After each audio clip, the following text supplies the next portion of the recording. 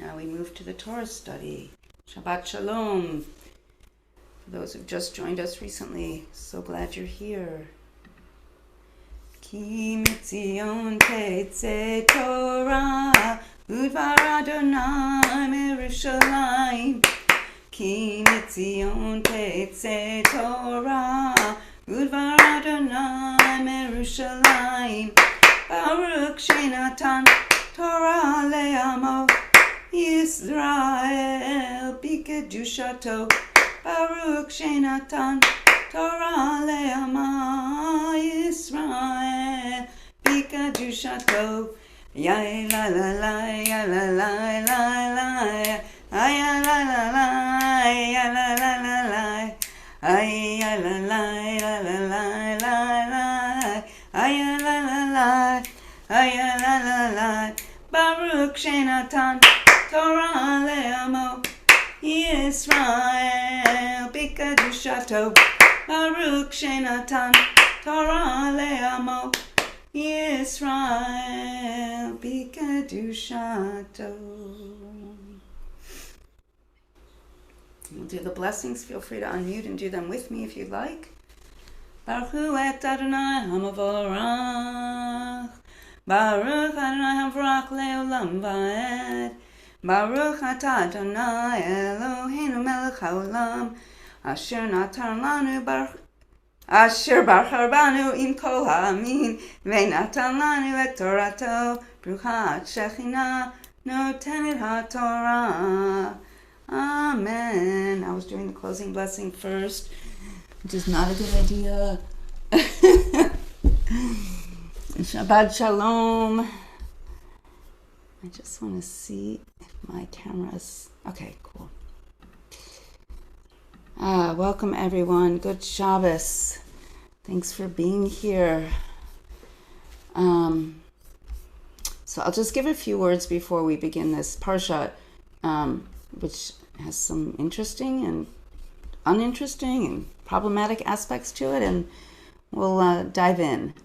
So I'm going to back us out for a moment and just give us like an overview. This was in my email for those of you who read it, but I just want to, we're in the book of Numbers now. We started that last week, but we weren't together. And so I just want to kind of give us a big picture. We began with the book of Genesis, right? The story of the birthing of the universe with all its diversity, richness, and beauty. And then we moved into the book of Exodus, which is the story of the oppression of our people and then the liberation of our people, which of course required both divine and human interaction and engagement. And then Leviticus sets forth the role of the priests and the sacrifices, and among other things provides guidance for how to deepen our connection with the divine as a source of power and inspiration, and how to live holy lives as individuals and as a society. And all, we talked a lot in the books of Exodus about how do we move from being oppressed people to be fully liberated people, not just in our physical beings, but also spiritually and psychologically. And this continues on our journey. And so now we're entering the book of Numbers, or we're in the second parsha, the second reading in the book of Numbers. And the book of Numbers, we could say, documents our journey in the wilderness. And it's part of the book of Numbers is a story of the unfolding of the Israelite people from these disparate individuals. We talked in a previous week about how slavery creates separation from each other. It undermines capacities for people to really build unity and connection. And we can see that also in wars and in oppression, any oppressive system. It's efforts to divide and conquer people. So it pits people against each other. And the book of Numbers is the beginning of Moses and the divine trying to bring these disparate individuals and tribes into a more united whole. It's a big place of our becoming as a people and as a nation.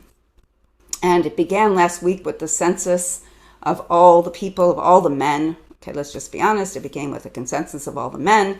And part of that consensus has to do with counting the men that are capable of going into battle, being the army, if you will, for this newly created people as a nation. The only ones that aren't counted in this census are the Levites. And those are the people responsible for the Mishkan or the tabernacle or the tent of meeting. These terms are used interchangeably in this parsha, at least in this book. And that is the dwelling space for the divine. And one of the questions that came up to me that we can talk about is, in the Torah here we have this special place where the divine dwells, the Mishkan, and we take all this time and energy to build this special Mishkan, and people bring their offerings to build this sacred space. And I start to wonder as I look at what's unfolding in our world, what happens when we create a separate dwelling space for the divine, as opposed to seeing the divine everywhere? And by creating a sacred space for divine, does it make it easier for us to desecrate the other places where we presume in that setup that the divine does not dwell there, and yet we know the divine dwells everywhere? So that's one of the things that I'm grappling with in this separate dwelling space of the divine. We're taught the divine's everywhere, and if we create a separate dwelling space, what does that mean? Does it make it easier for us to perhaps desecrate places that where we presume then that the divine does not dwell, including maybe even other human beings? And then you'll see in this parsha we get a setup of the layout of the camp. So we'll jump into the reading. I'll jump in as I do, and we'll ask some questions and have some conversations, and we'll take it from there. Nasso. If somebody is willing to read, that would be great. Nasso just means take a census. If nobody else wants to, I can read. Is that good? That's awesome. I'll read. How about Heidi starts, and in a little bit Evelyn will pick up from there. Does that work, Evelyn and Heidi? Sure. Sure. Thank you. Yud-Heh-Vav-Heh spoke to Moses. Take a census of the Gershonites also by their ancestral house and by their clans.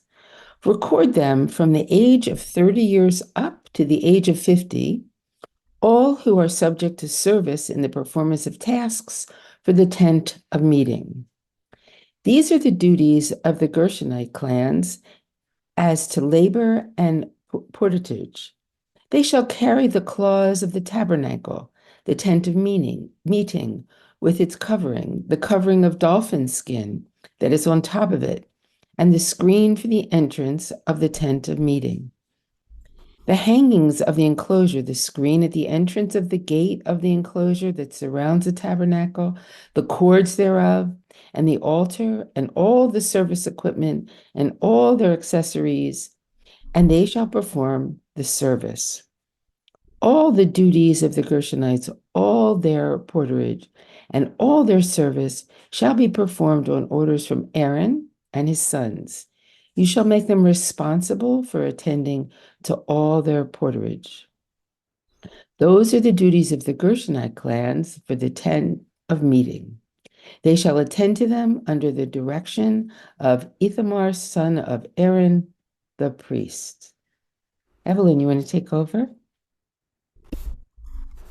Actually, Heidi, it's a long parsha. Why don't you read till the next chapter? Okay. Thanks. As for the Merarites, you shall record them by the clans of their ancestral homes. You shall record them from the age of 30 years up to the age of 50, all who are subject to service in the performance of the duties of the tent of meeting. These are their porterage tasks in connection with their various duties for the tent of meeting. The planks, the bars, the posts, and the sockets of the tabernacle, the posts around the enclosure and their sockets, pegs, and cords, all these furnishings and their service, you shall list by name the objects that are their porterage tasks.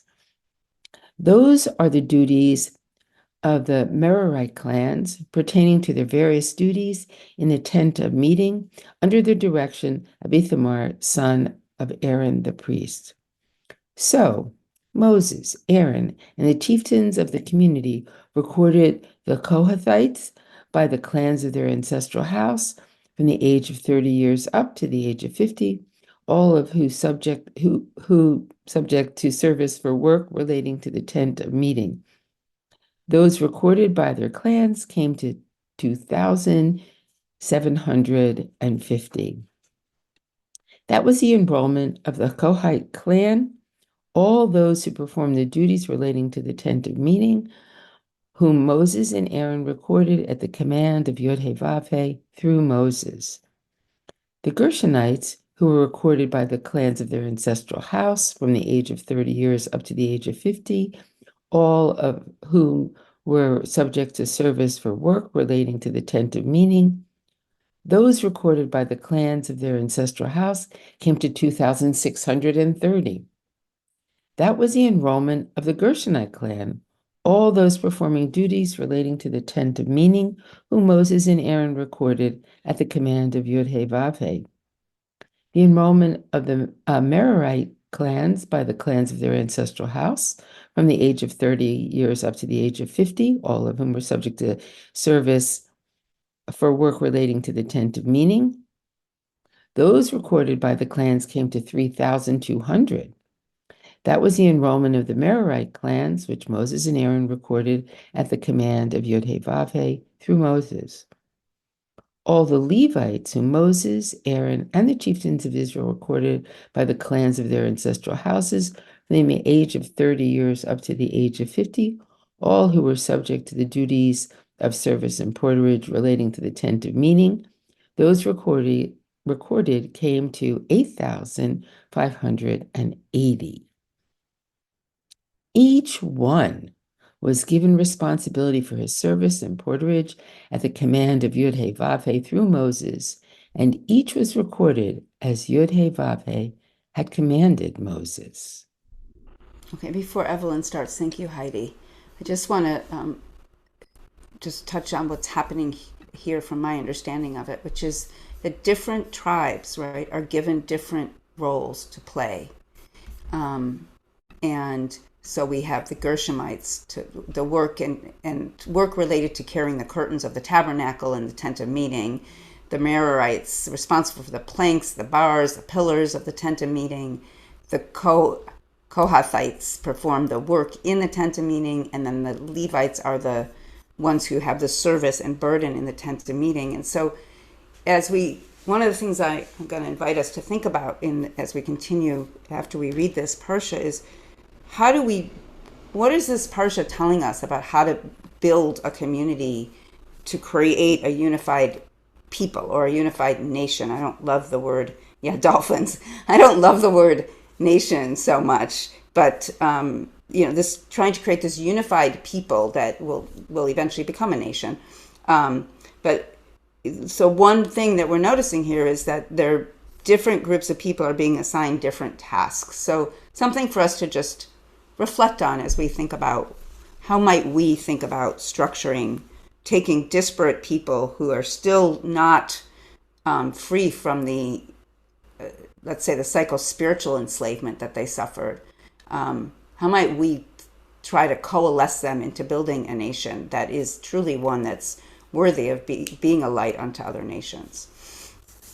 So you can just sit with that for now as we continue to read. Unless there's something somebody wants to say, of course you can. You can unmute and just say it, or else we'll just continue with the reading. I just like to reflect on the language. It's just such detail. And I'm just wondering, what is the significance of such great detail? Yeah, the Torah is filled with so much detail. Everyone's named and the numbers are counted and all of that is in there. And, last week's Parsha began with the census, and it was noted, a lot of rabbis spoke about the fact that the census was done not by numbers. Like here we take a census and we just count numbers. We don't actually count names. And one of the things that the rabbis said was the reason why we count it by names is because if you don't count people's names, they don't matter. And that naming names and being specific is really important.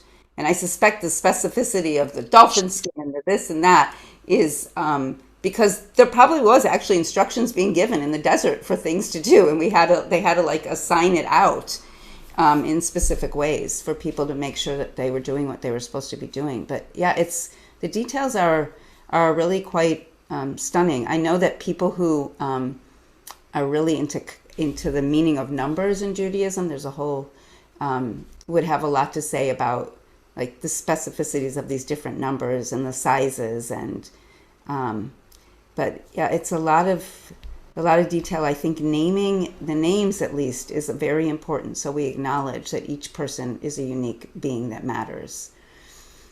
And then I think for the other things, it's just really giving the details of what went into the creation of the tabernacle and the tent of meeting and all the beauty that was went into it. You know, maybe maybe one of the people who were participating in writing this was like, wait, we got to talk about the dolphin skin. We got to talk about the jewels and all these beautiful aspects. Maybe they were an artisan. Can I just, as I was asking my question, I was reflecting myself, and I thought, when we look at our own lives and we look at our detail, I can say, oh, I had a great day. Right. Or I can say, I did this and I did this. And I don't even want to mention the did, because that's necessarily performance related. But this is what my day consisted of. And then I can have a better idea of what, what my day was about. So I think there's a little bit more substance. But on the other hand, we don't want to get caught up in the details, so we lose the forest. Right. Beautiful, beautiful. Judith, yeah. I was also thinking that coming from a place of enslavement, where the individual really didn't count. It was just what was accomplished by the group of the group. They weren't individuals at all. That this maybe this was one way of just reminding people, every single person individually, that they are important to the whole, each one. Right. Beautiful. And then by giving unique tasks to each one and drawing And them knowing, up to united whole, it uplifts the united whole of working for, basically they're working together for their community and for the divine, right? For service to the divine, as opposed to for service for the pharaoh, the oppressor. And each has a part. right, Each person has a part, and yeah, each part is important, and therefore each person is important. yeah. And it's an interesting contrast because, right, Moses came really from the house of Pharaoh, and he knew what he knew was that way of structuring society. So he's kind of, living in that worldview, but he's trying to transform it. So he's still creating some levels of hierarchical systems and structures, and yet there's still an effort to try to draw this connection that each person matters and you're not just a number. And also I'm thinking when this enslaved people may not have as much things that are beautiful and things that are divine or access to that. And so then when you create, some of this might also be a counter to that, like to the enslaved experience. So thanks for that question, Evelyn. And thanks, Evelyn and Judith, for your insights. Beautiful.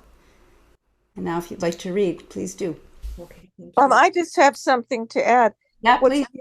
What's beautiful about the depiction is that even though it's focusing on a place, it's a moving place. So it doesn't tie you to a particular place at this time.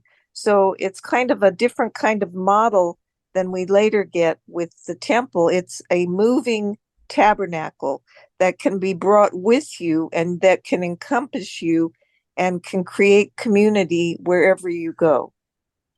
Beautiful. It's one of the things I love about going backpacking. I got it all with me. I can set it up wherever I go. That's beautiful, Leah. Thank you. Evelyn, you're on. Yud-Heh-Vav-Heh spoke to Moses, saying, instruct the Israelites to remove from camp anyone with an eruption or a discharge and anyone defiled by a corpse. Remove male and female alike. Put them outside the camp, so that they do not defile the camp of those in whose midst I dwell. The Israelites did so, putting them outside the camp, as Yud-Heh-Vav-Heh had spoken to Moses, so the Israelites did.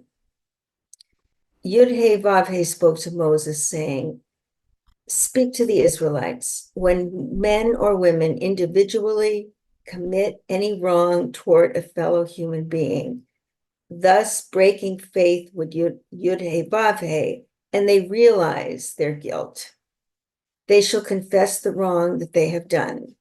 They shall make restitution in the principal amount and add 1/5 to it, giving it to the one who was wronged. If that party is deceased and has no kin to whom restitution can be made, the amount repaid shall go to Yud-Heh-Vav-Heh for the priest, in addition to the ram of expiation with which expiation is made on their behalf. So too, any gift among the sacred donations that the Israelites offer shall be the priest's, and each shall retain his sacred donations. Each priest shall keep what is given to him. Yud-Heh-Vav-Heh spoke to Moses, saying, speak to the Israelite people and say to them, any party whose wife has gone astray and broken faith with him, in that another man has had carnal relations with her unbeknown to her husband, and she keeps secret the fact that she has defiled herself without being forced, and there is no witness against her. But a fit of jealousy comes over him, and he is wrought up about the wife who has defiled herself. Or if a fit of jealousy comes over him and he is wrought up about his wife, although she has not defiled herself, that party shall bring his wife to the priest, and he shall bring as an offering for her 1/10 of an ephah of barley flour. No oil shall be poured upon it, and no frankincense shall be laid on it, for it is a meal offering of jealousy, a meal offering of remembrance, which recalls wrongdoing. This is tough. The priest shall bring her forward and have her stand before Yud-Heh-Vav-Heh. The priest shall take sacral water in an earthen vessel, and taking some of the earth that is on the floor of the tabernacle, the priest shall put it into the water. After he has made the woman stand before Yud-Heh-Vav-Heh, the priest shall bear the woman's head and place upon her hands. I can't continue with this. This is too much. I'm sorry. It's okay. It's The okay. reason being, it's just it's just very painful. That's all. No, I understand. It's terrible. Does somebody else want to pick it up, or do you want me to read it? I'm gonna have some reflections on it. Don't worry. We can talk about it. Yeah, it's a really it's a really awful part. Our Torah has some awful stuff in it. Folks want me to read it? Okay, so hold on to your stomachs and hearts, and and place upon her hands the meal offering of remembrance, which is a meal offering of jealousy. And in the priest's hand shall be the water of bitterness that induces the spell. The priest shall adjure the woman, saying to her, if no other party has lain with you, if you have not gone astray in defilement while living in your husband's household, be immune to harm from this water of bitterness that induces the spell. But if you have gone astray while living in your husband's household, and you have defiled yourself, if any party other than your husband has had carnal relations with you, here the priest shall administer the curse of adjuration to the woman, as the priest goes on to say to the woman, may Yud-Heh-Vav-Heh make you a curse and an imprecation among your people, as Yud-Heh-Vav-Heh causes your thigh to sag and your belly to distend. May this water that induces the spell enter your body, causing the belly to distend and the thigh to sag, and the woman shall say, Amen, amen. The priest shall put these curses down in writing and rub it off into the water of bitterness. He is to make the woman drink the water of bitterness that induces the spell, so that the spell-inducing water may enter into her to bring on bitterness. Then the priest shall take from the woman's hand the meal offering of jealousy, elevate the meal offering before Yud-Heh-Vav-Heh, and present it on the altar. The priest shall scoop out of the meal offering a token part of it and turn it into smoke on the altar. Last, he shall make the woman drink the water. Once he has made her drink the water, he causes her to drink the water. If she has defiled herself by breaking faith with her husband, the spell-inducing water shall enter into her to bring on bitterness, so that her belly shall distend and her thigh shall sag, and the wife shall become a curse among her people. But if the woman has not defiled herself and is pure, she shall be unharmed and able to retain seed. This is the ritual. It's known as sota. In cases of jealousy, when a woman goes astray while living in her husband's household and defiles herself, or when a fit of jealousy overcomes a husband and he is wrought up over his wife, the woman shall be made to stand before Yud-Heh-Vav-Heh, and the priest shall carry out this ritual with her. The man shall be clear of guilt, but that woman shall suffer for her guilt. So we're going to pause on chapter 5 here for a minute. So let's go up. In chapter 5, we're going to talk about a few things in chapter 5. So I want to go up to the reparations, which is 5, 6 to 8. We'll get to this horrible stuff in a minute. So 6 to 8 is about the process of reparations. And what's interesting here, and this is, we could see this maybe as the beginning of what we look at Yom Kippur for Teshuvah and reparations. But what's interesting here is that there's a process here for reparations. But here it says, any wrong of fellow human being, thus breaking faith with Yud-Heh-Vav-Heh. So there's a break, there's two breaks happening here. There's a break with your fellow human being when you commit a wrong, but there's also a break with God, with the divine. So when you act inappropriately, you miss the mark, we like to say. We don't like to say sin, and the word in Hebrew is not really sin. It's a word for like missing the mark. It comes from an arrow being shot, like trying to get a bullseye, and you miss the mark. So let's say miss the mark. You break your connection with the other person, but you also break your connection with the divine. And then it says, and they realize their guilt, they shall confess what they have done. So before you make restitution, which is the next line, they shall make restitution, you actually have to have a sense of being wrong. You can't just perfunctory, like, I'm going to make restitution or reparations and then I'm done and I'm over. No, this is a requirement that it actually says you have an awareness that you've made a mistake. Now, all of us have made mistakes in our lives, and I can at least speak for myself. There is this incredible guilt feeling that arises within me naturally. And then the question is, what do I do with that? And what this is saying here is you have to confess the wrong and make reparations. And the confession, and Maimonides talks a lot about this, has to be public. It has to be real and meaningful. It can't just be perfunctory. You actually have to mean it. It has to and the reason the rabbis say the reason you say it out loud is because when you say it out loud, it impacts the way you integrate it into your being more than if you're just thinking about it. If you say it out loud, particularly if you say it out loud to the other person, it impacts and rewires you essentially. So you're really saying, I did this. And that's the beginning possibly of the possibility that you might change in the future.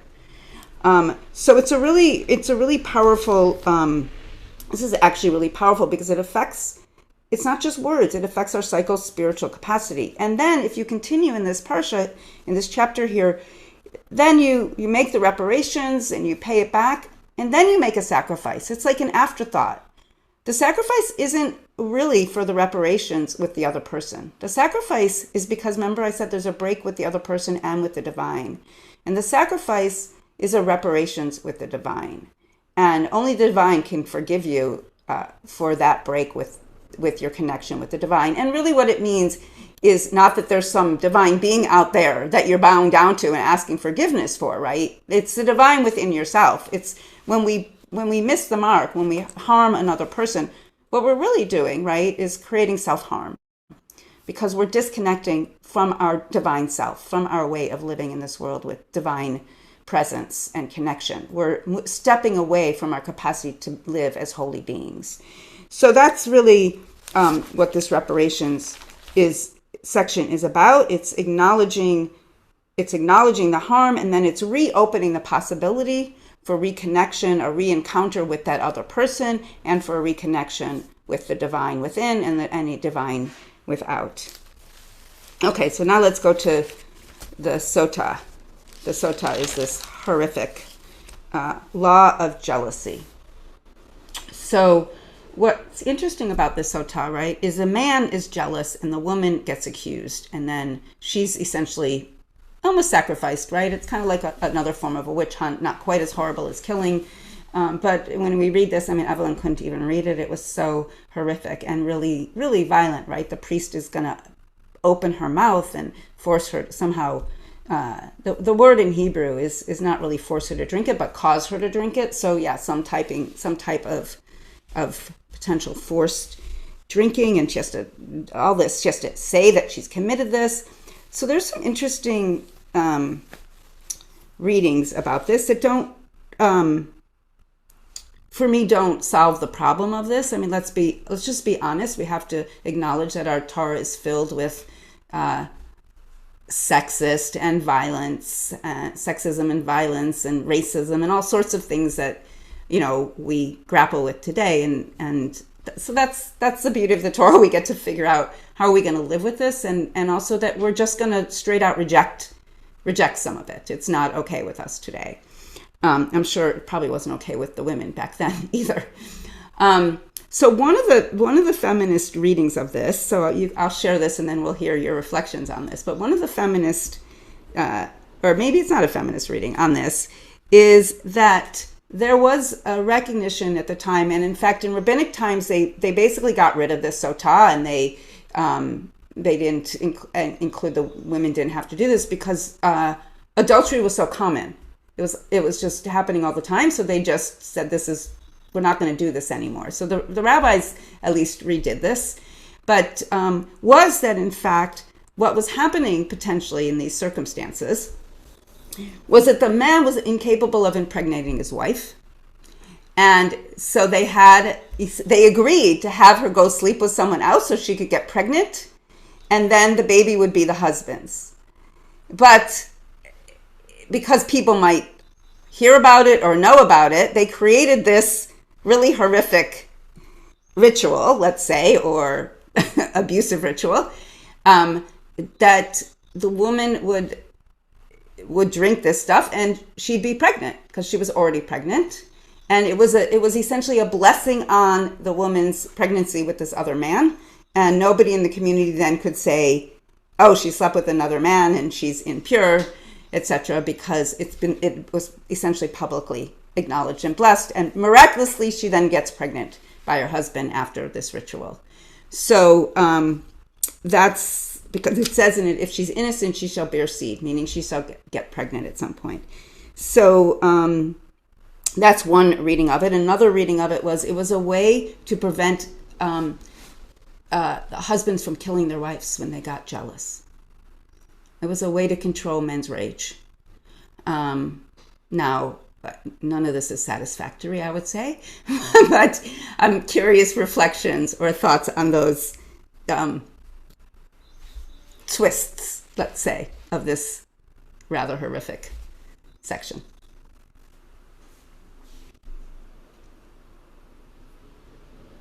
Wait, can I say something, Rabbi? Of course. And then, I mean, I think there's this is definitely one of those parts of the Torah that they deem like ugly Torah, right? I've just heard that term used, and it absolutely is. And I often wonder if sometimes if I approach the Torah expecting it to always be good and right, showing us what's good and right, as opposed to sometimes showing us like, look at the capabilities of the human being. Absolutely. We kind of unfortunately need to see this type of thing to be like, wow, we really don't want to do this type of thing. This was information that was given. I think sometimes I fall into the thing where I'm like, oh, everything's right and good. I need to, work around to make this good in my mind somehow. When I've discovered that's not always necessary, but I can look at it, like things with King David and with Solomon and all, you're like, oh, like these are, but they're here for us to see, for us to be like, yeah, maybe we don't want to do that. Maybe we want to do a different thing. because that's awful. I don't. That's just my take. Beautiful. No, that's beautiful. And I think that's how we read the Torah often, right? It's a critique of imperial power. And it's a critique of recreating imperial power as a nation state ourselves, which we're seeing right now. So, yes, I think that's a beautiful read of it. Thank you, Austin, very much. Lynn.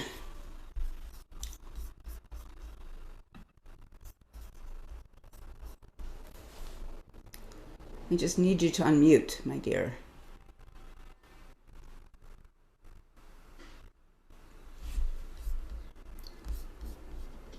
There you go. Thank you. I'm, I'm, I've been working a little bit on this understanding of hear, say, this understanding of what are the rumors that go around? What are the ways that we can find to be able not to get caught in what is something that it's destructive because it is somehow a partial truth. It is a heresy. It isn't the entire truth. And the means that were described right now to be able to somehow engage people in being able not to deal with something that others might say about them, because that again, as we've been describing here, this sense of getting into where you're personally engaged and responsible, that takes lots of time.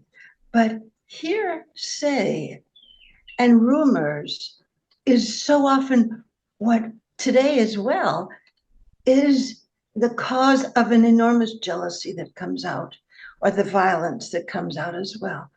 So I'm thinking about this, turning it into something that it is between God and oneself and the neighbor and oneself, or relationships and oneself.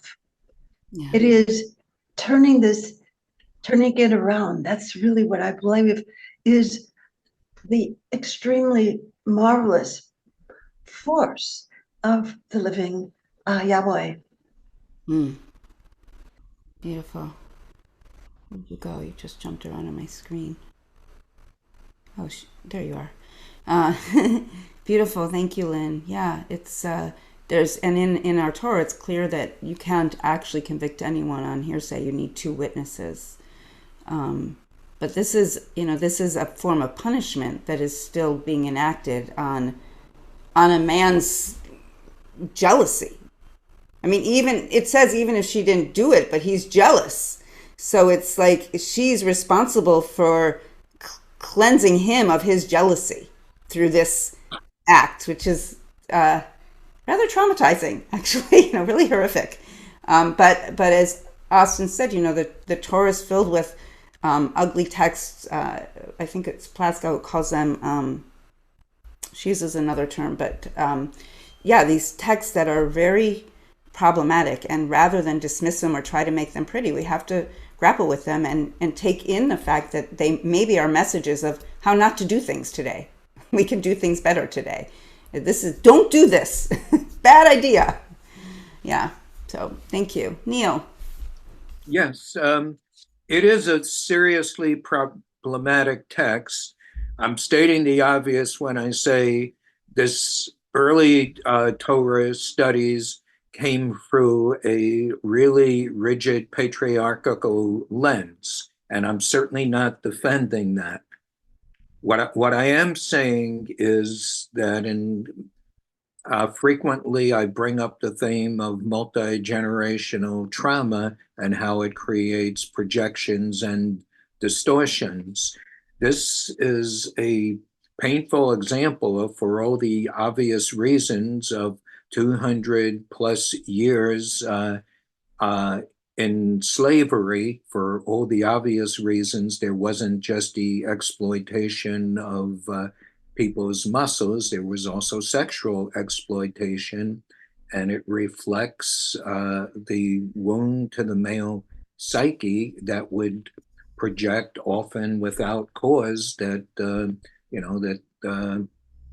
there's a sense of unfaithfulness. I'm not defending the way this has gone about. Certainly, it's not dignified, but I could understand that the social function of it through that lens is to try and create some type of healing. I'm not defending that the way the women are treated and it's to console the males, but I am saying that that level of trauma, which is in a parallel process until recently prevalent in African American communities, a real thing, and we need to find integrated and feminist friendly ways of addressing these type of issues, because trauma unaddressed gets reenacted and passed on to the next generation.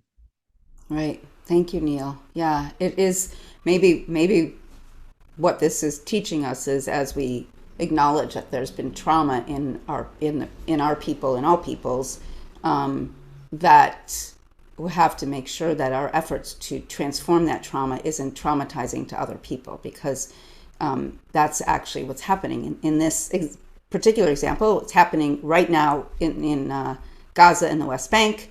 And so we really need to think about how do we integrate our traumas in a way so that we can come through it and be actual tools for healing, rather than continuing to replay traumas on future generations, or in this case, in this story, on women. I hear what you're saying, and it's deeply problematic, as you said, that potentially one way that we're looking at this is through the trauma of men, and then it ends up being abuse of women who were also traumatized. They were also traumatized in the history of our people, both from enslavement and also from power dynamics and patriarchy. And maybe that patriarchy was more imposed later on in our history. We don't really know, after we came out of slavery. So thank you, Judith, for joining us, and we'll see you in a couple weeks, I hope. Thanks for being here. Shabbat Shalom. Todd, welcome. Hello, thanks. I want to mention this also speaks to where the words in the Torah came from, and this is, right from the book, the 5 books of Moses here. So, the idea that these are God's words, I just don't see how that can be reconciled, that can be correct with these kind of passages. Mm-hmm. And I think we have to look at, inspired by God, written by humans, and this was thousands of years ago. So I always try to find a way to interpret, so to speak, or see what's trying to be said in a translation on top of it, in a way that fits with the core values of the Torah and the Bible. And this is kind of tough. You got to be creative, and I don't have this one figured out yet, creatively. But so I wanted to say that, some people say that, and who knows, that God at Mount Sinai, dictated this to Moses. That's dangerous. And people that think that way, if that's the case, then women are to be treated like this. It can't be. So it's inspired by God, written by humans thousands of years ago, and you got to give them a break. So that's what I think. So I'm going to go back to one of the core teachings that we've talked a lot about here, that Rabbi Lerner has spoken about, and I've spoken about, and it's this idea of these 2 voices in the Torah, right? And really there's more than 2 voices, but we hear 2 prevalent voices in the Torah: the voice of fear and domination and power over, and the voice of love and kindness and generosity. And both those voices are present in the Torah, because both those voices live in all of us. and they live in our society, and they live in our media, and the Torah was written by human beings. It wasn't, and the words, the way it was written and what it was said, maybe for some it was truly divinely inspired, and maybe for some it was humanly inspired, and in some instances we're being called to manifest ourselves as being created in the divine image, and in some ways the Torah is putting the divine, is a manifestation of the divine in our own image of who we are. And so the God that appears in the Torah, that's dominating and powering over, and all those, this one that we just read, is really perhaps the message from the divine saying you should do this, is really perhaps human beings creating that divine voice in human beings' own image.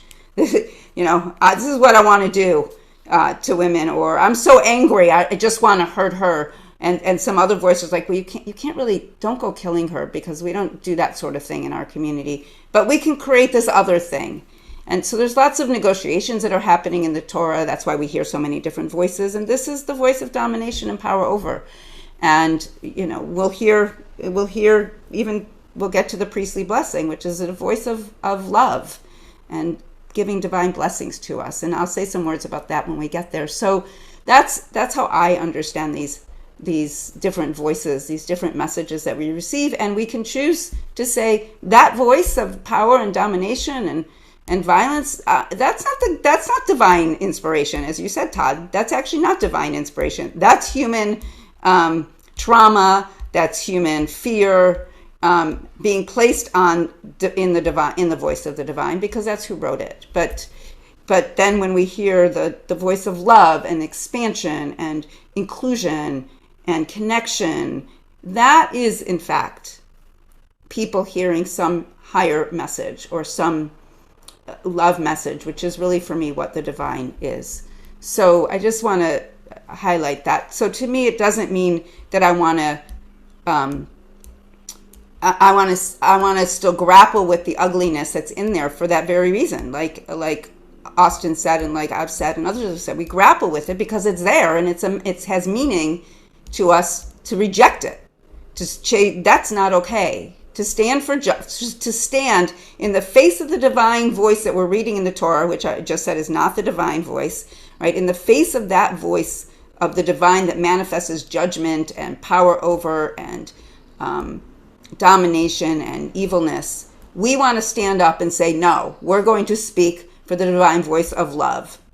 And that's what, when we're engaging, maybe that's what we're doing too, right? We're bringing forth the other voice of God, confronting the voice of domination and power over. And if you imagine this within yourself, right? All of us within ourselves has our struggles of, I'm so angry, I'm going to get back at them. Or, we have the voice of domination and power over. If you're a parent, you've struggled with it, you've lived with it, you've grappled with it, you've probably enacted it at times. And I know within those moments, then hopefully we hear that other voice that lives within us, the voice of love and connection and care and interdependence. And hopefully that voice overpowers that other voice of ours. And this is the challenge of our time. The challenge of our time is this is the challenge of all time, potentially, I think, until we get beyond this challenge. What do we do in the face of overwhelming fear and trauma that pounds us with messages in the media, in books, from a very young age to a very old age? What do we do with that voice that's so prevalent? And how do we become the voice of love? And how do we counter that voice, the voice of love that permeates the whole universe? I like to say that is gravity in the universe. Love is gravity. How do we bring forth that voice so powerfully so it overpowers the voice of domination? And that's our challenge, right? Because we're not seeing that happening. I mean, we're seeing pockets of it. Certainly seeing it a lot, I want to say, but unfortunately, the powerful voice, the voice of power and domination, is causing a lot of harm and more trauma. So thank you for that rich discussion.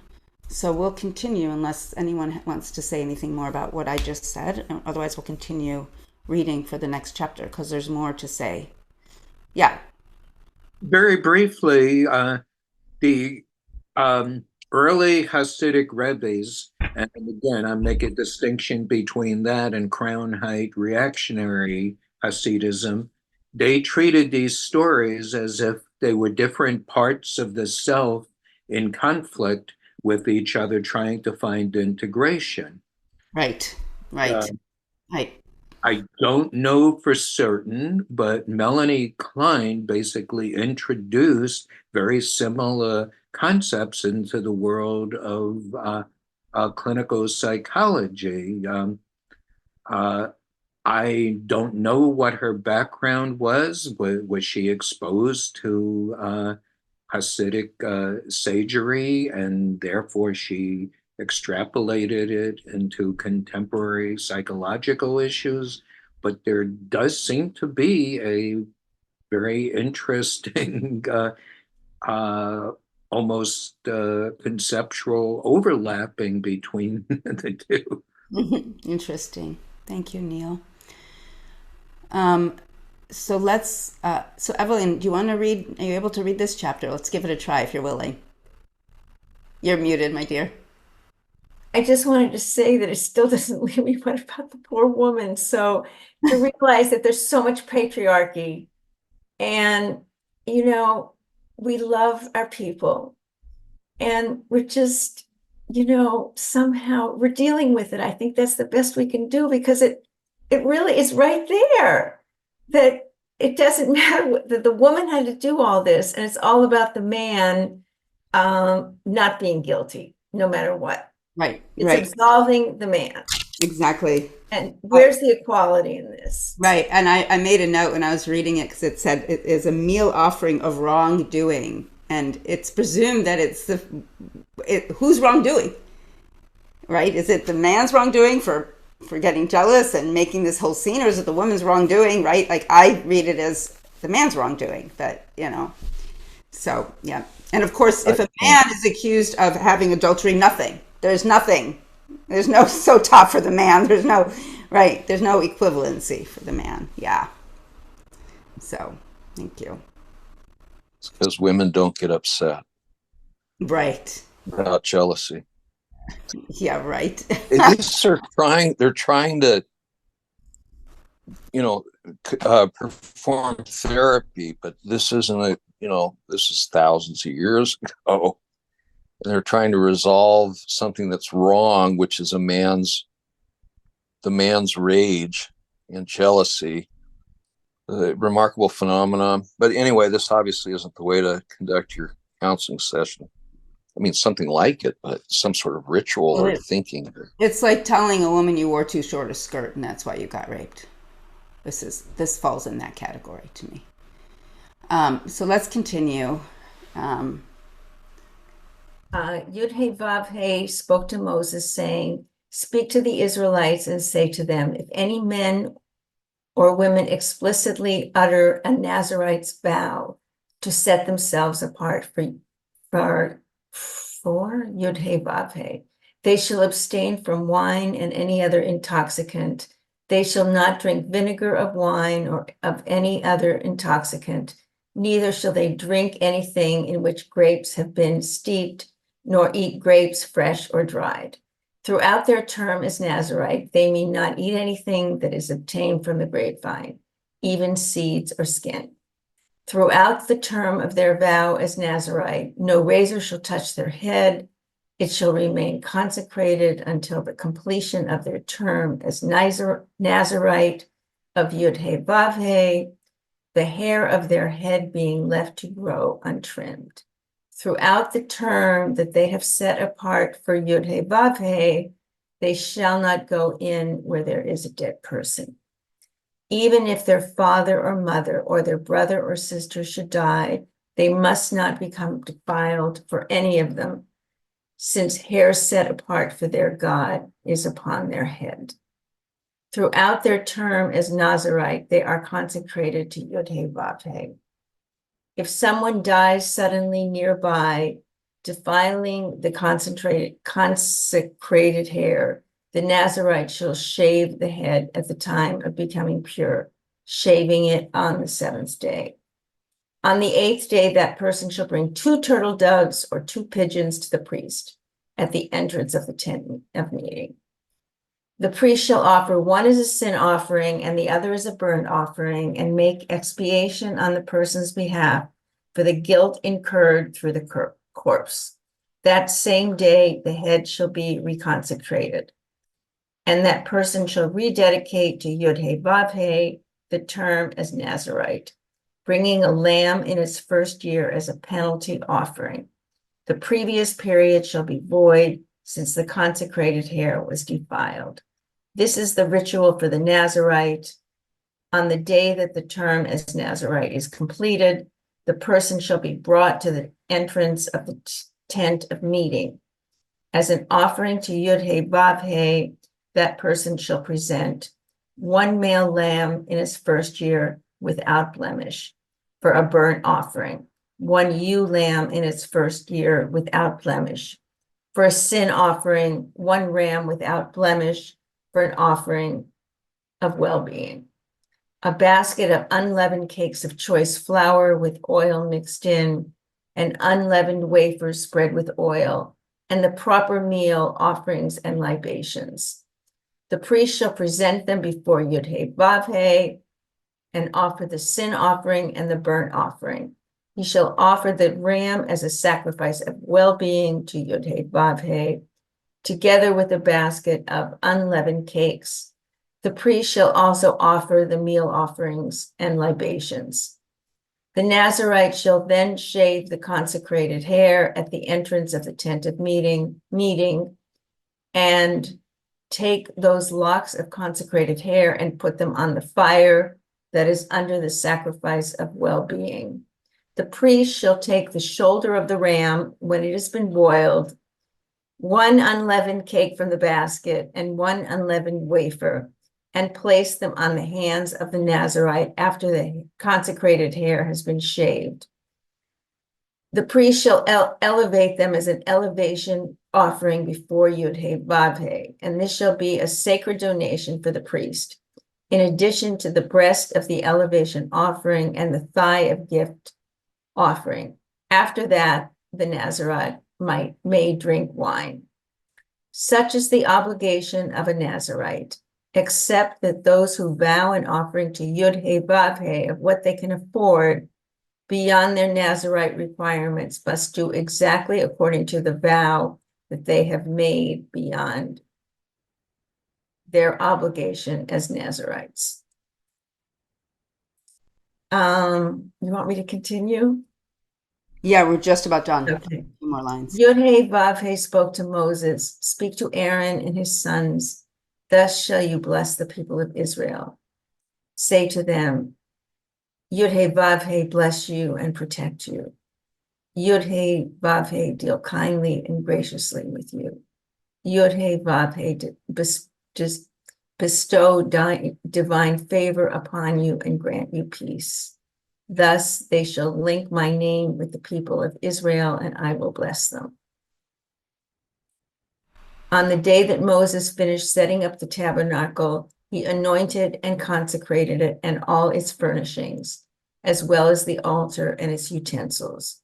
When he had anointed and consecrated them. Let's stop with the blessing for now. If we can, we'll get back to this. Okay. Thank you so much, Evelyn. Okay, so there's a couple things I want to say, and then I'm going to focus on the blessing for a minute.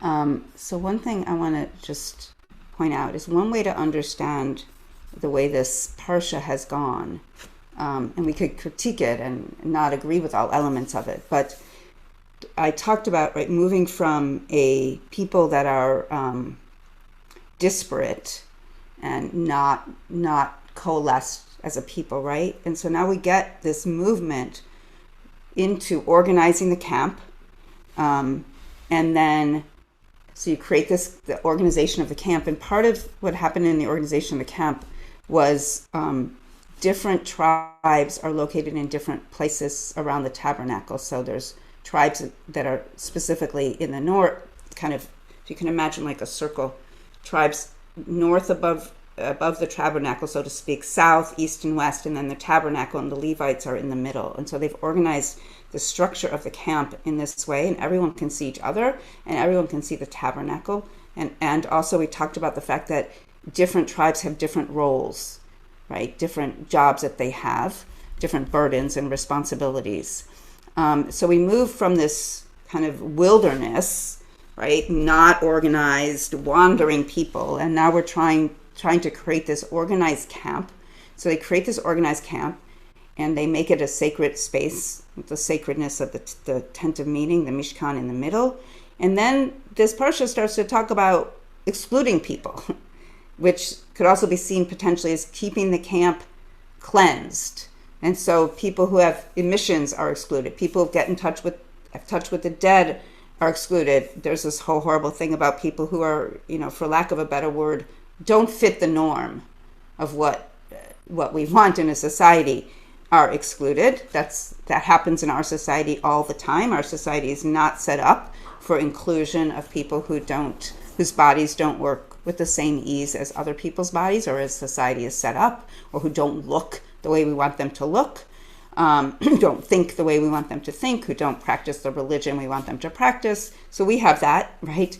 And then it moves from this cleansing of the camp to this, again, it's problematic, but to this cleansing of the family. If we think of the sotah, not as a cleansing of the woman, but as a cleansing of this relationship that has a break in it, still problematic, but a cleansing of that, to then the Nazarite, who's choosing self-purification, who's choosing basically the life of a monastic.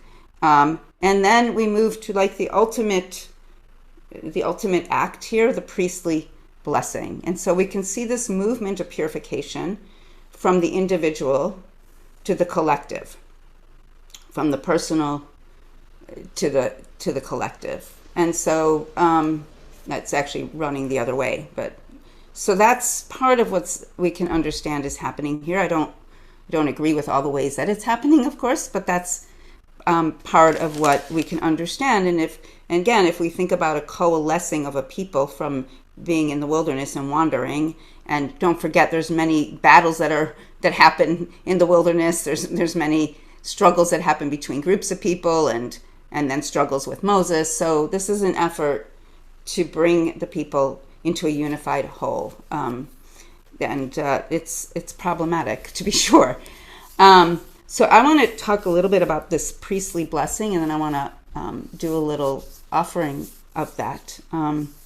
So the priestly blessing, right, is this beautiful blessing of offering divine essence to rest upon the people to whom it's said. And parents say this on Friday night to the kids.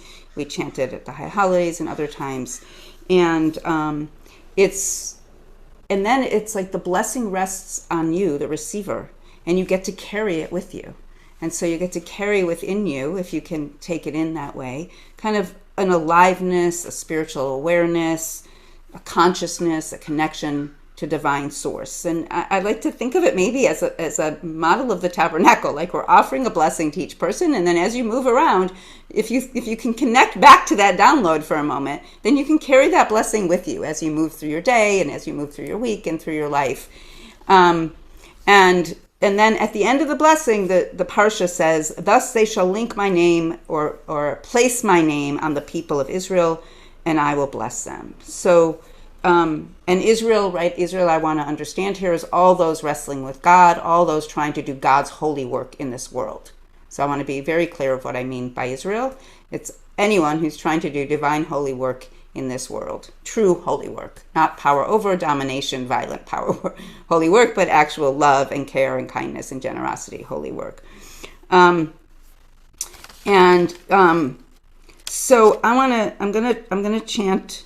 Well, let me say a few more things and then I'll chant it. And so Netziv, who was a rabbi who lived in 1816 to 1893, has a really interesting reading on the first blessing. So the first blessing is, "May Yud-Heh-Vav-Heh bless you and protect you." So then the question is like, what's the blessing? What is Yud-Heh-Vav-Heh blessing you for? And different rabbis say different things of blessing you for wealth. And I like to think of it as a blessing you for that which you need most in this moment in your life.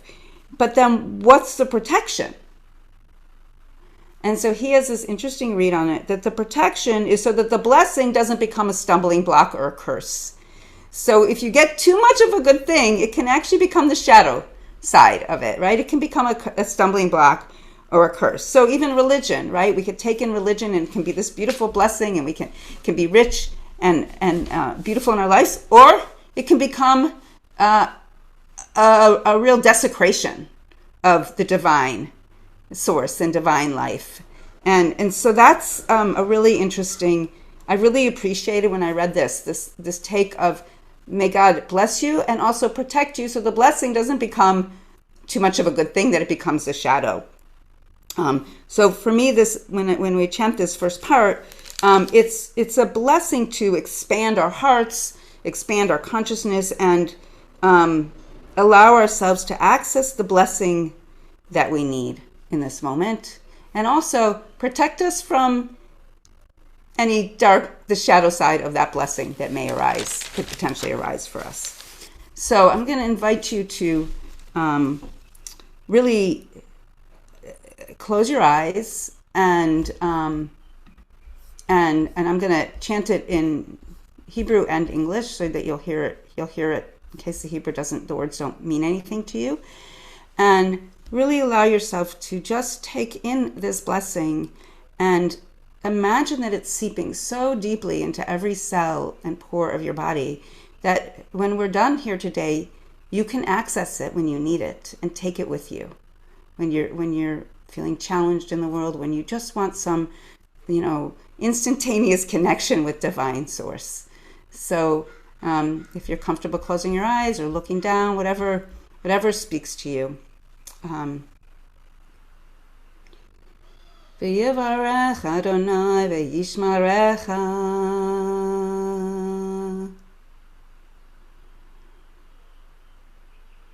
Ya'ir Adonai panav elecha v'chunecha.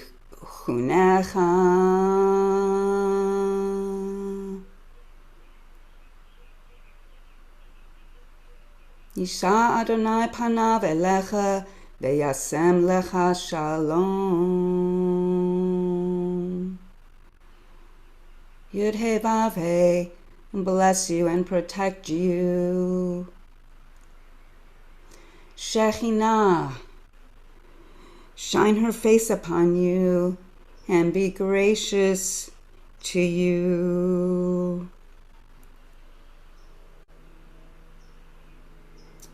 Yud He Vav He, lift up her face toward you and grant you peace.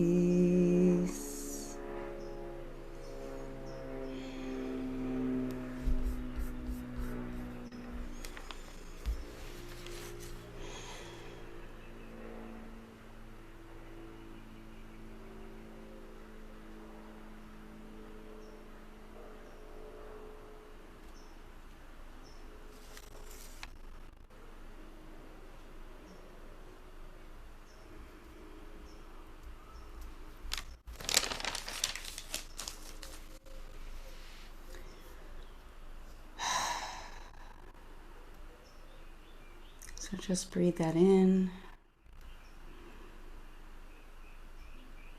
Imagine it literally seeping into every cell and pore of your being.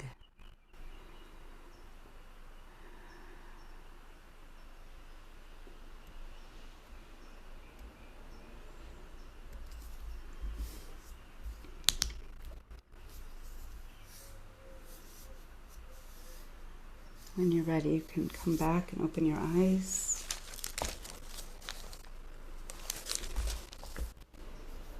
So what I want to do now is do breakout rooms for 12 minutes, and so it's a two-part.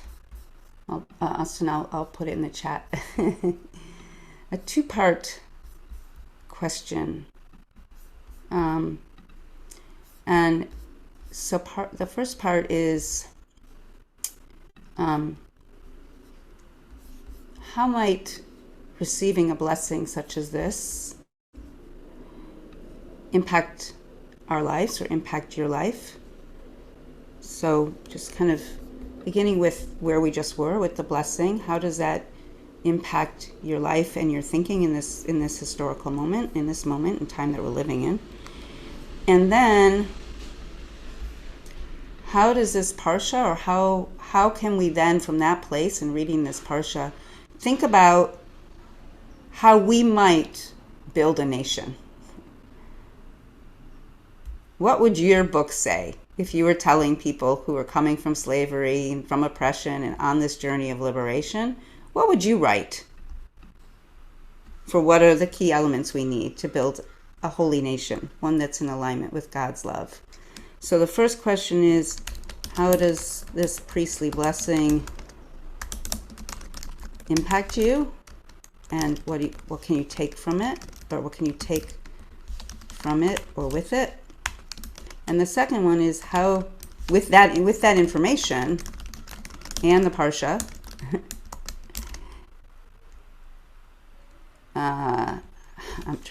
how might you envision coalescing, I'm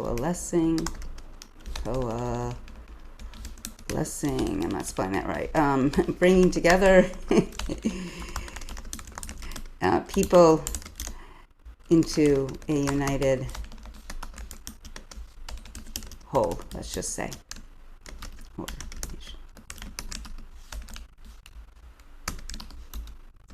Okay, is that clear? It's in the chat, so you can take it from the chat. So they seem connected to me, so hopefully they will to you. And you'll give you 12, 13 minutes or so in your breakout rooms. Say hello, unmute. If you're able to turn on your video and you feel comfortable, please do so. People really appreciate that. And we'll come back and hear some reflections. Thank you.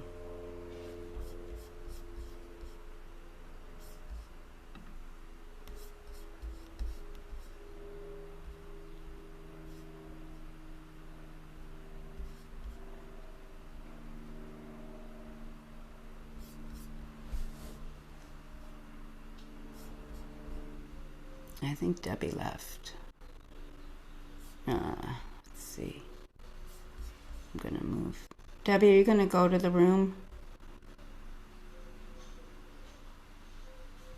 Okay, I'm gonna move. What happened to Todd? Did Todd come back here?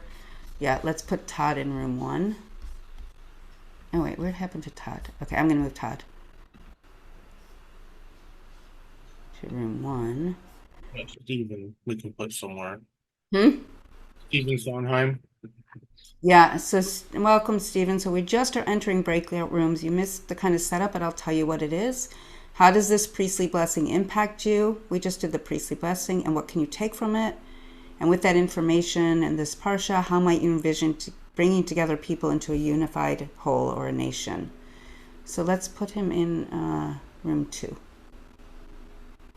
And if we could broadcast that also to the rooms, although they all had it in the chat, so they should be able to. Yeah, I can do it again. Thank you. I'll do it a couple times. Yeah. Okay, great. So Danny and Evelyn get to have a conversation themselves. Cool. Okay, so Debbie or Alfred, we're going to assume that you guys are good for now. If you need help getting into the breakout rooms, you can unmute and let one of us know, and we will help you get there. I'm going to take a short break. Thank you, Austin.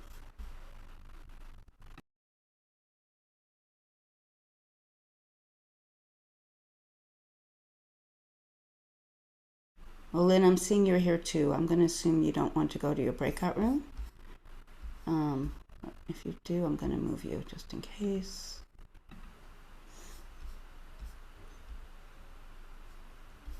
I'm going to move Debbie. Where's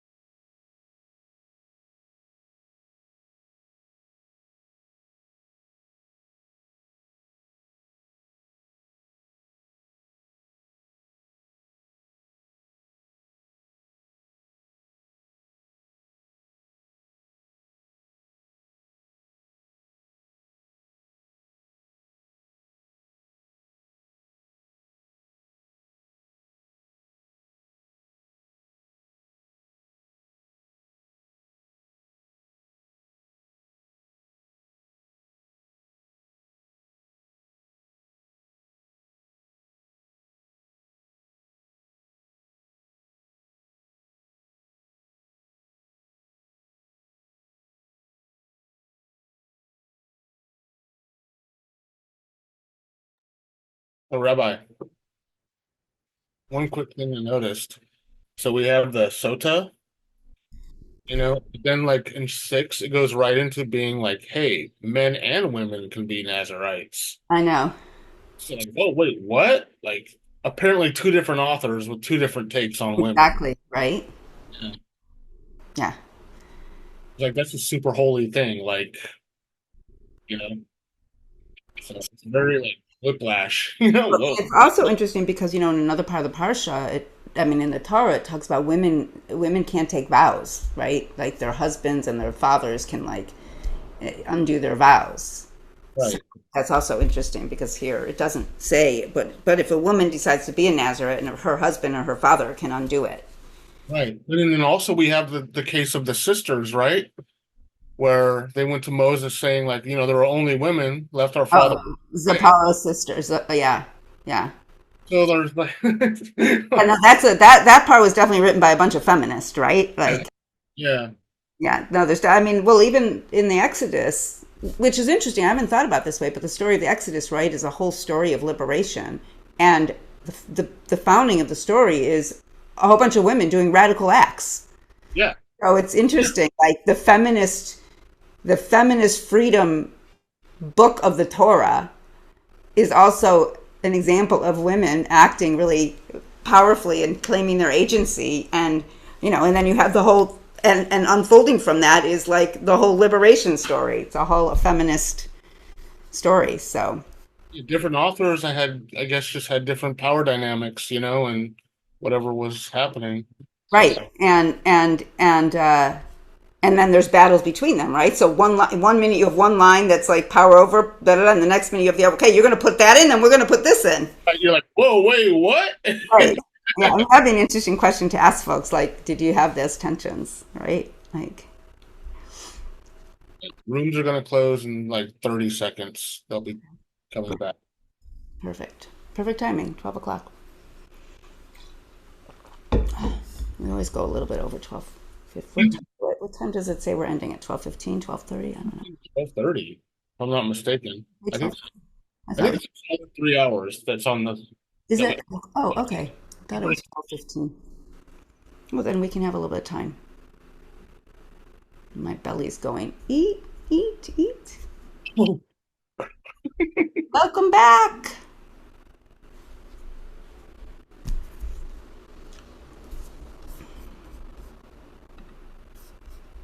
Welcome back, friends. Thanks. How were your discussions? Good, very good. We know what we need to do. Yeah? You want to share what Or it's confirmed. You want to share what some of your folks came up with? Sure. Are we going The to answer create a is nation that's not committing genocide, for example? pardon me? I said, how we're going to create a nation that's actually loving? Yeah, how do we do this? You're frozen up on our end, Todd. Maybe turn off your video. That might help. Vote third party. Get somebody that has. Yeah. Start again. But now you got to unmute.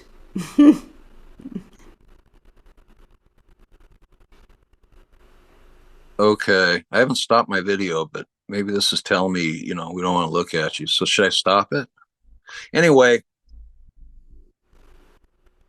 I think we have to get somebody in the federal leadership that has the mass media and the reach to champion getting together localities to talk to each other and do teshuva. Good luck. Anyway, that's why I wear this all the time. I mean, we know teshuva's teshuva's the solution. It's just getting people to do it. I mean, Netanyahu, Ben Gvir, and Biden. Yeah.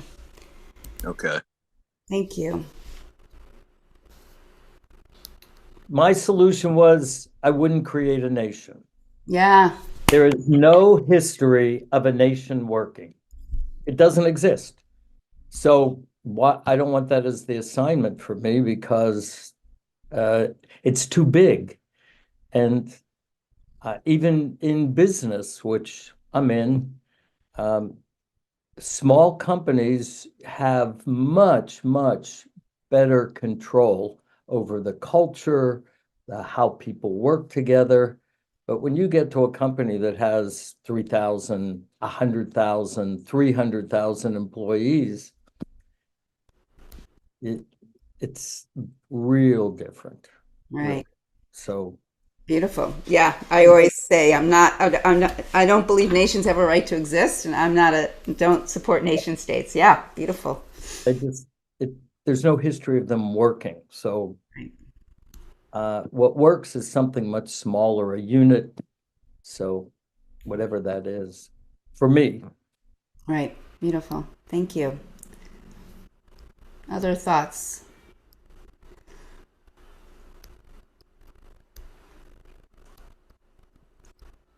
I was saying, excuse me, I was saying that I love that prayer, and I think it shows the best of what we have. And the so much of this I grapple with, and that's the wrestling. And I'll do it till the day I die. It's just, to me, the peoplehood is, I can't get away from it. I Mm, need it. beautiful. Yeah, it's nourishing and challenging, which is all part of it. Thank you, Evelyn. Neil. So the question that I understood it to be was moving from the level of the self to being a social being. Clearly, groups that have been traumatized, be it the Haitian revolt against the French colonists and forming a society, or being one of many examples, it has to do with starting with healing, trust, uh, decision making in a way where it has a more democratic with a small d ring to it, so that people start to shift from an isolated, desperate self who's trying to meet basic needs and feel protected to trust in something larger. And that's the cultural level. There's a beautiful axiom that roughly goes, the measure of a person's spiritual maturity is that their level of concern is greater than their level of influence. Yeah, that's a beautiful quote. Right. Yeah. And the challenge we live in, right, is that we often think and are often told that we have to heal ourselves before we can heal the world, and yet we can't. Like, we can't wait till all of us are healed enough to create a healed world. And the only way we get a healed world is by engaging in conversations and relationships and missteps with bump up against each other and heal. And then that's personally healing and collectively healing. So we need to create communities and movements that allow for that type of that space that acknowledges that we're all, I like to say, unhealed.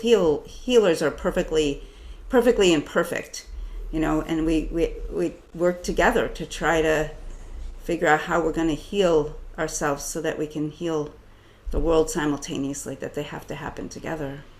And as I'm watching, or sometimes not intentionally not watching so that I can get through my day, what's going on in Gaza and the West Bank, I just really am, so in touch with the level of trauma that we are inflicting on Palestinians, and frankly on Israelis are inflicting on themselves, and Jews are inflicting on ourselves. I mean, it's the whole thing is traumatic. That trauma is very different and is caused by different things, but it doesn't.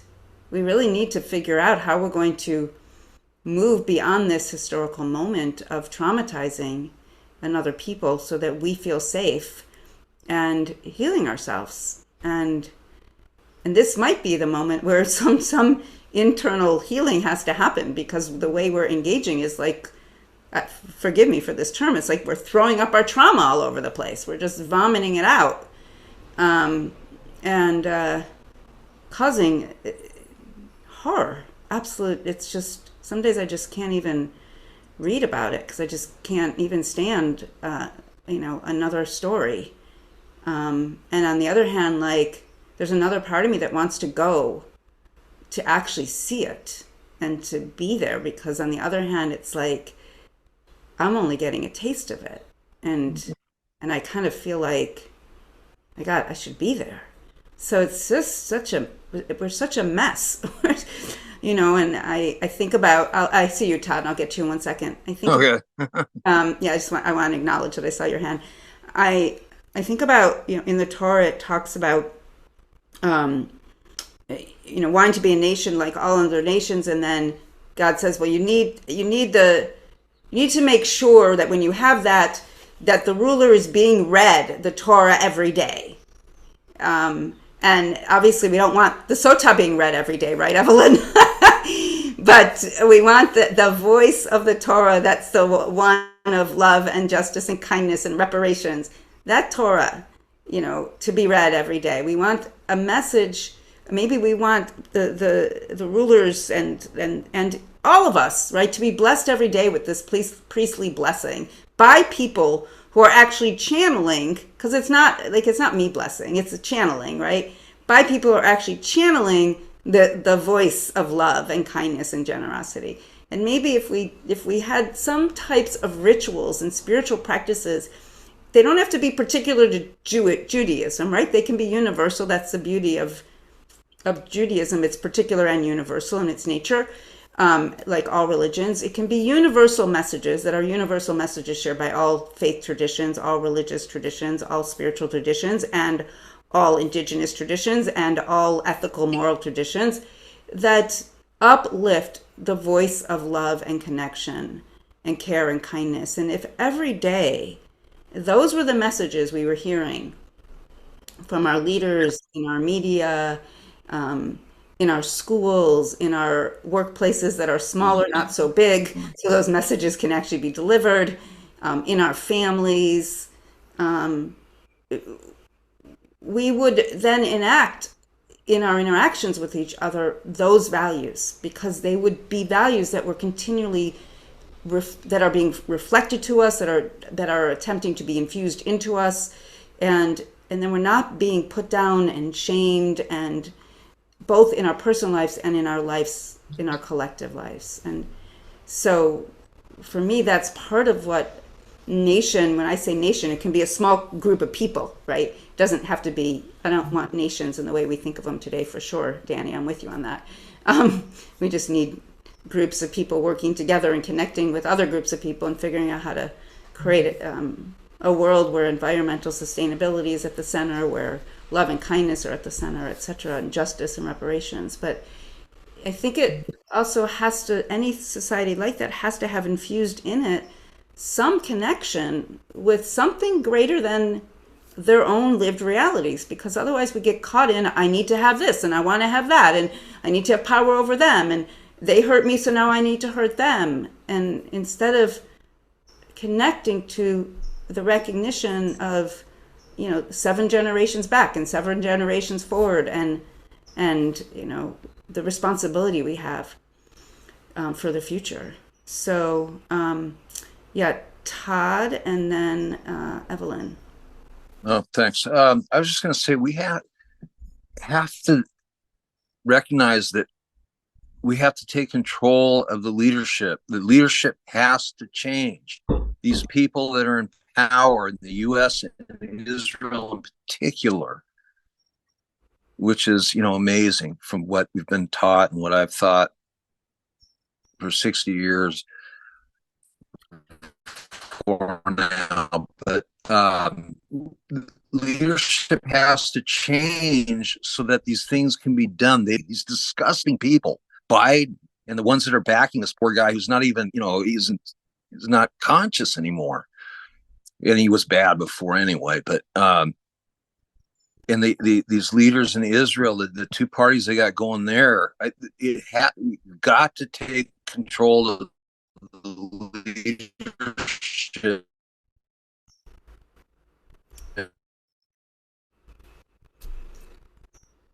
Todd, I'm going to jump in because you're locking up on us, so we're not hearing. So that these things can be done. It's clear to me anyway that you have to stop. Yeah. Am I still locking up? Okay. Well, I was going to stop. I kind of got. Yeah, we got the message. Okay. Thank you. Thank you. Yeah. Evelyn. I'm going to take it from Danny and I were together in our group, and I'm thinking about working in small groups. And I was thinking, first of all, gee, Martin Buber. And I said, why does it have to be a Jewish person? Why can't it be from the Christian and then the Abrahamic? And then I'm thinking, wait a minute, why does it have to be? What about the Buddhist? What about the Hindu? What about all of us in all our groups? We can just acknowledge the other in the way that we're looking at different traditions. And we can be more sensitive to different traditions. Amen. Oh, that's just what I'm thinking. Like, amen. I mean, because I started with Martin Buber and I think, wait a minute. So we're going to go to a bunch and we're going to say, oh, this is Martin Buber. This is the truth. So then I thought, gee, why not? And then I thought, gee, the Abrahamic thing, and then more. So it's truly encompassing in a sense of divinity. Absolutely. So I have the honor of working with interfaith leaders here in the interfaith movement for human integrity, and there's people from every tradition. So recently we had a march and then a interfaith pray in and fast at Padilla's office. Alex Padilla's office is a senator who has yet to take a stance on ceasefire and still hasn't met with us. And I think it was 6 or 7 different traditions and 77 congregations represented at this gathering. And we all spoke from our tradition, right? We all spoke steeped in our tradition, but the messages were the same, right?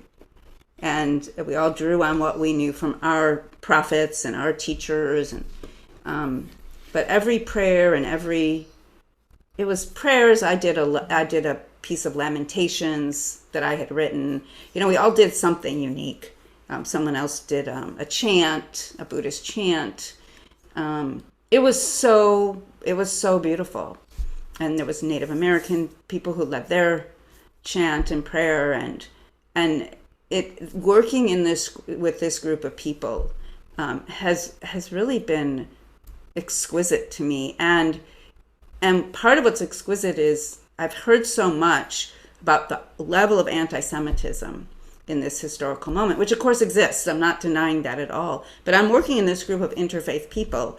And at one point we were talking about Christian Zionism, and then a couple of the Christian people piped up and said, that's our lane. We've got to deal with that.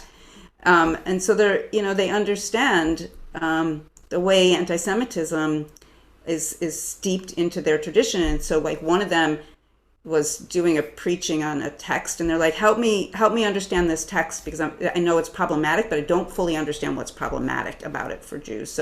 So then I wrote her back, and this is exquisite, right? This is actual engagement with our different traditions and finding our connections across our differences and the unification of our traditions for the higher good. And it's so meaningful.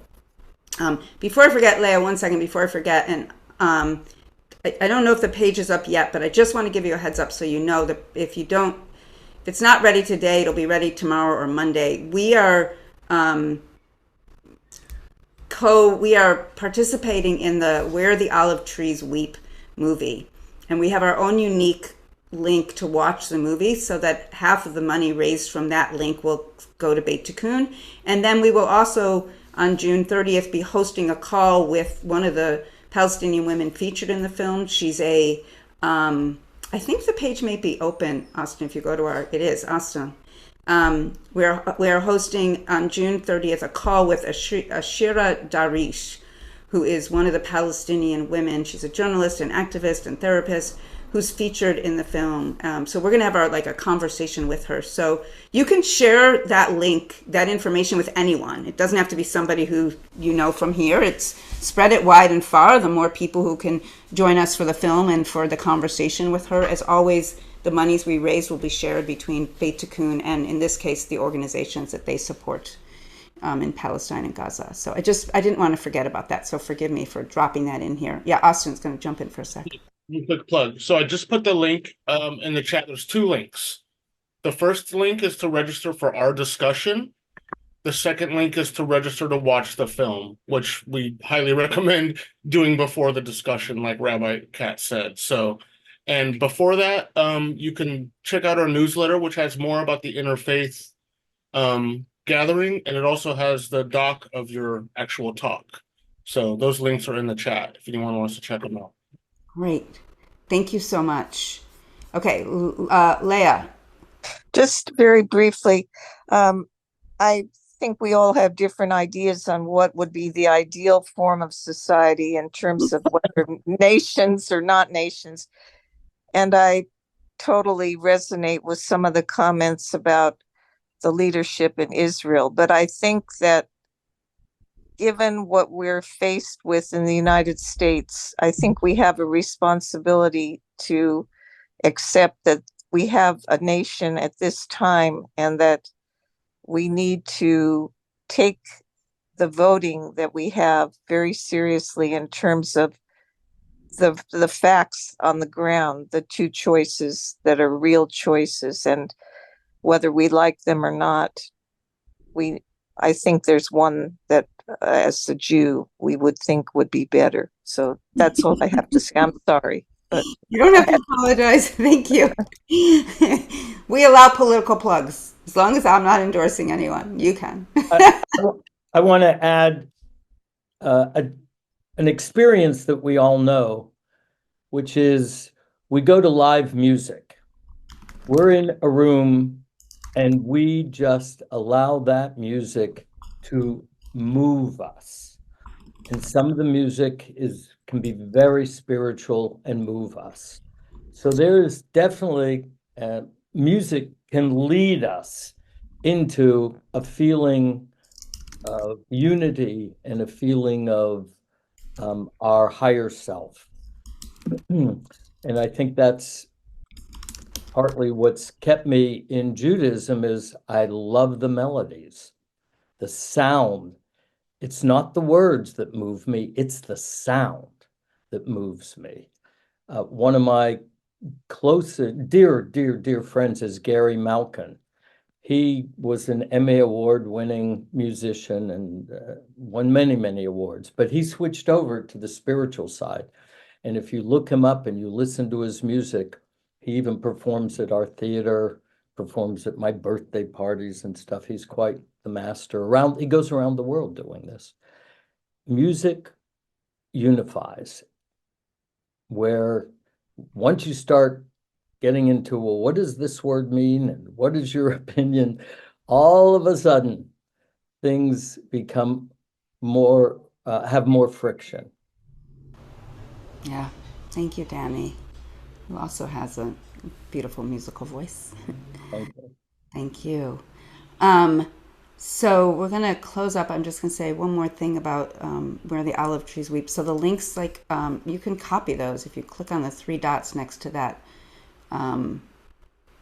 post, both of those posts, both the newsletter and the other one. If you copy it, then you can copy the links and put them on a document or put them in an email to yourself. However, we will be sending out an email. We just literally finished the registration pages last night, I believe, after I went to bed, I think, or I don't know, Alden and Austin finished it amazingly.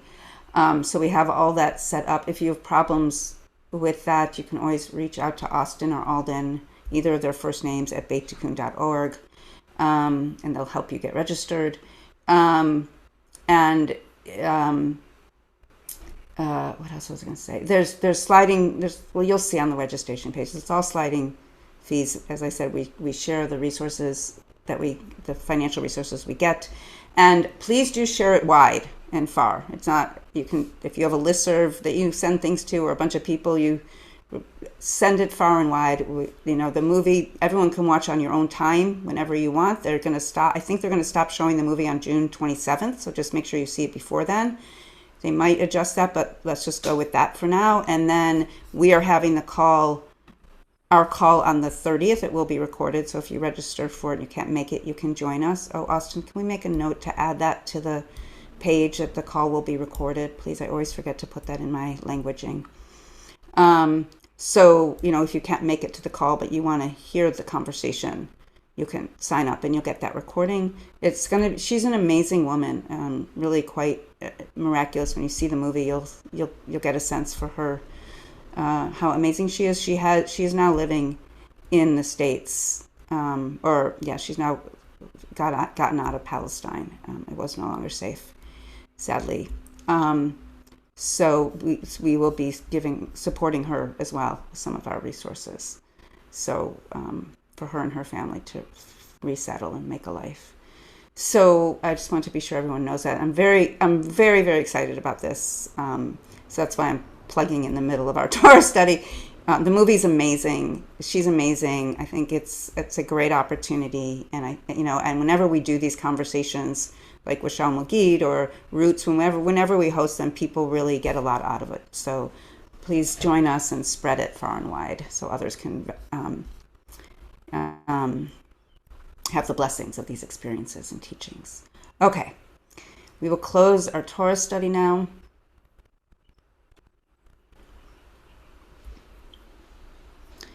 Baruch atah Adonai Eloheinu melech haolam asher natan lanu Torat emet v'chayei olam nata betochenu brucha ya shechina notenet haTorah. Amen.